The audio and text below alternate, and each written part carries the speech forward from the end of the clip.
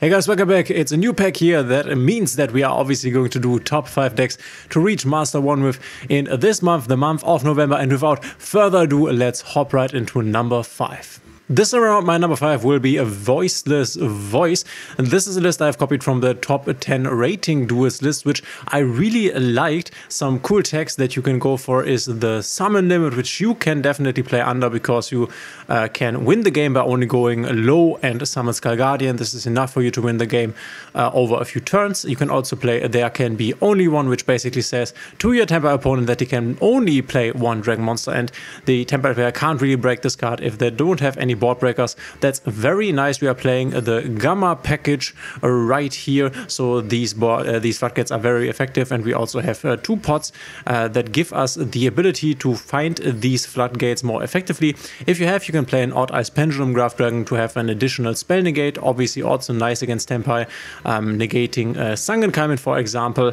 And then we are playing 2 Sour Avis if you have them for targeting protection. Basically, if you only have 1, that's also fine, but having 2 is optimal here. So yeah, Voiceless Voice, a really good deck, has always been a good deck, always been very good into Maxi, which is why it always has been better in the OCG and Master Duel than in TCG, and now in the Tenpai meta it is definitely not a bad one. Also keep in mind that this basically says that your opponent can only attack the big guy with 4100 attack, and even though Tenpai can play against this, it definitely makes the life a bit harder. So a Voiceless Voice, my number 5 for this month. My number 4, and this might be a bit of a surprise, is a Fire King Snake Eyes. Normally I have this at the very top, but I think that this month especially there are 3 other decks that are a bit better. I have a little of a sleeper pick here on my list that I want to show to you today.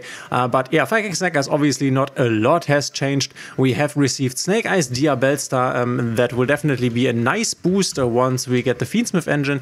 This card we are talking about, you can play Snake Eyes Diabellstar here in the Fire King version, but then again, in my opinion, it's not really worth it, because if you want to go Snake Eyes Diabellstar, then you would also want to play the Temple, and I was never really a fan of playing the Temple in the Fire King list because it definitely collides with the island, because you want to play your island, but then you want to play your Temple, and Temple is also only good if you keep it on your field, but you can't just get rid of the island because then it blows up your entire board. If we could just go island first and then play the Temple afterwards to use Snake Eyes Diabellstar, for example, then it would be nice, and then I would be a fan of this.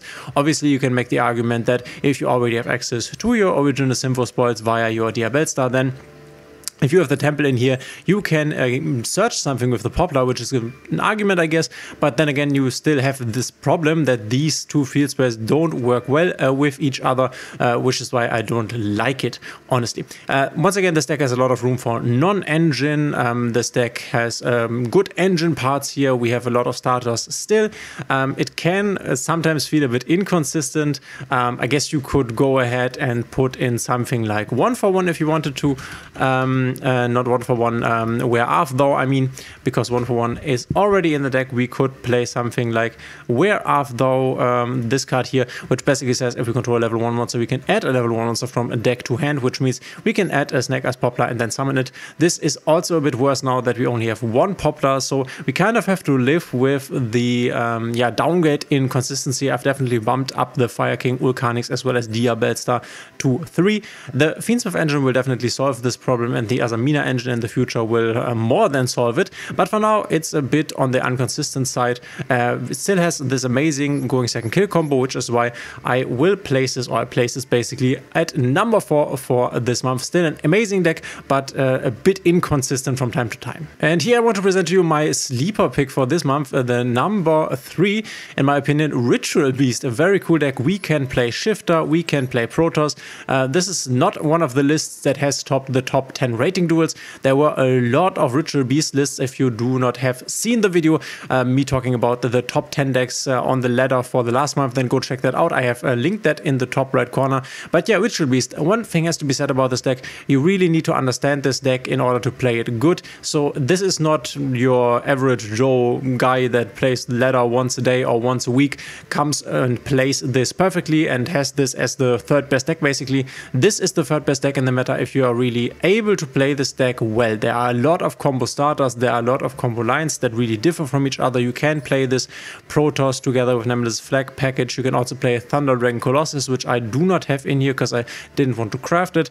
So can be played in a lot of different ways. The top 10 rating duel list actually played it without a Protoss, which I think is crazy because Protoss automatically fire locking either the Fire King opponent or the Tenpai opponent, in my opinion, is really strong. But I mean, they went to the top of the ladder, so I guess they made a good decision there. Yeah, Ritual Beast, a lot of starters, quite consistent here, can die to some hand traps, can definitely be a bit weak against Nibiru. There is an anti-Nibiru line that you can go, but the anti-Nibiru line basically makes it so that you can't end on your Arch Nemesis Protoss, which, as already said, is not the worst thing ever. We have seen that this still works with the top 10 rating duel finishes basically. But yeah, Ritual Beast, if you really want to learn a deck in depth, if you really want to go deep into a deck, so for example, if you play Tenpai Dragon, then there's not much to learn about Tenpai Dragon. It's like a take it and then play it deck, but this is really an in-depth deck. This is like learning to be really good at Branded, for example, or Tier Elements,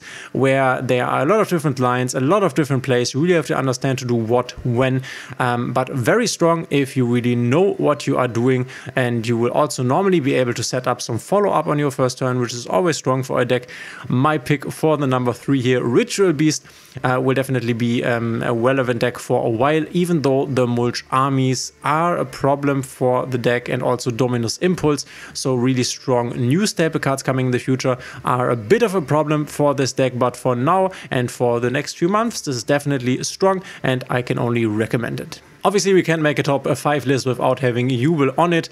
Still strong, even though the opening of the Spirit Gates went to 2. Don't be confused here. I set this on unlimited. That's why we are not seeing the limitation to 2. Obviously, we also have the Phantom of Duel limitation to 2, which is still okay. This deck will probably most likely get hit harder in the future, but for now, it's just super solid. I have seen some new lists topping the Decade tournament playing the Artifact Dacta as well as the Artifact Scythe, which would be a lock that you can establish by destroying this on your opponent's turn, and then your opponent cannot special summon monsters from the extra deck, which is obviously extremely strong. This deck was also able before to do a lot of locks. You can make a Nightmare Griffin lock if you want.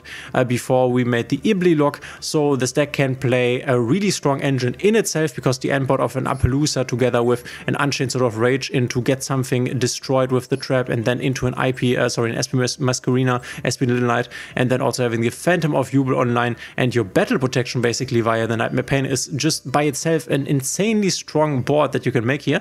But this deck is also able to play some locks. This deck is very consistent, a lot of starters, a lot of openers, a lot of I have my opening of the Spirit Gate, but my Phantom of Duel or Spirit of Duel in the hand, so I can discard it to resummon it. There are a lot of cool ways that you can start plays with this deck.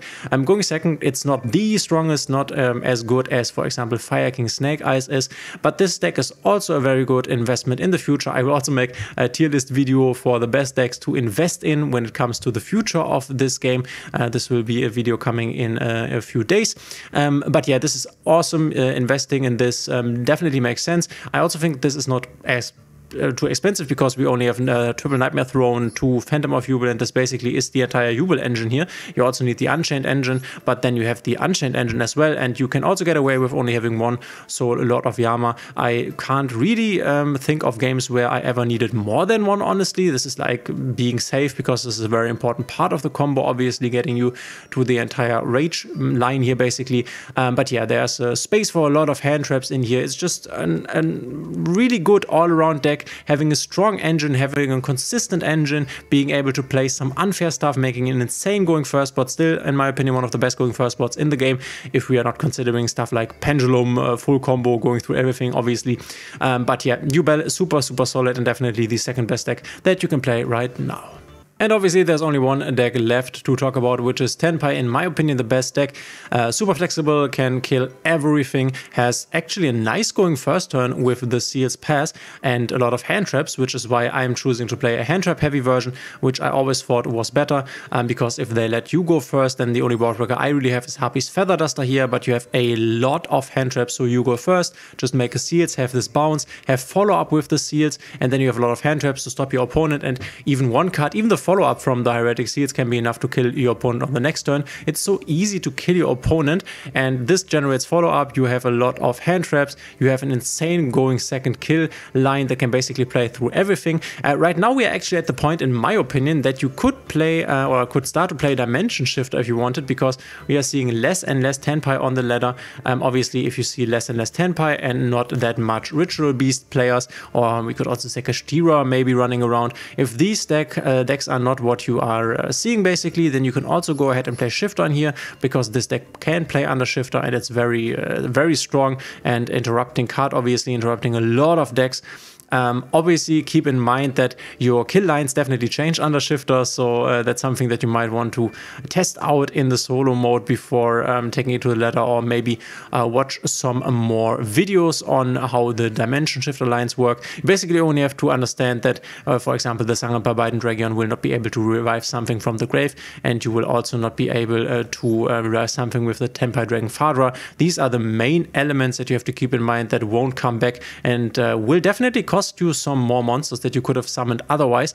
Always keep this in mind. Other than that, this is just an insane deck. We have this at full power and not considering 2 second summoning. Enjoy this deck once, or as long as it is at full power. This will get even stronger in the future, because we will get Mulch Army Purulia, Mulch Army Fuvalos, Dominus Impulse. This deck gets 9 more cards in the next few months that will make it even stronger, but we will definitely see some hits. I think Chandra could be an obvious target, second and summoning. So go ahead, play this deck, enjoy it, and if you want to invest in it, I think this is a solid investment for the future. Will definitely be relevant for a while now. Do keep in mind though that this is not like the most, it's just straightforward, right? You click on play the game, you go a second, you kill your opponent. So if you really want to dive deep dive in the game, then go ahead and play something like maybe Duel, which is a more combo heavy deck, or also Ritual Beast, where you can definitely go deeper and learn a bit more. But obviously this is whatever play style you prefer to play basically. But my number one, Tenpai Dragon here. Let me know in the comments what you think. What do you think of my list? Where do you think the stuff should be rated? Obviously, the new cards are not that great. I've talked about this in the past, so they didn't make it on the list. Melodious definitely being the strongest archetype, but not one of the top 5 ones, that's for sure. Let me know in the comments what you think. Also, if you like my videos, please consider subscribing, hitting a thumbs up and the notification bell, as this helps me out a lot. And we will see each other in the next one.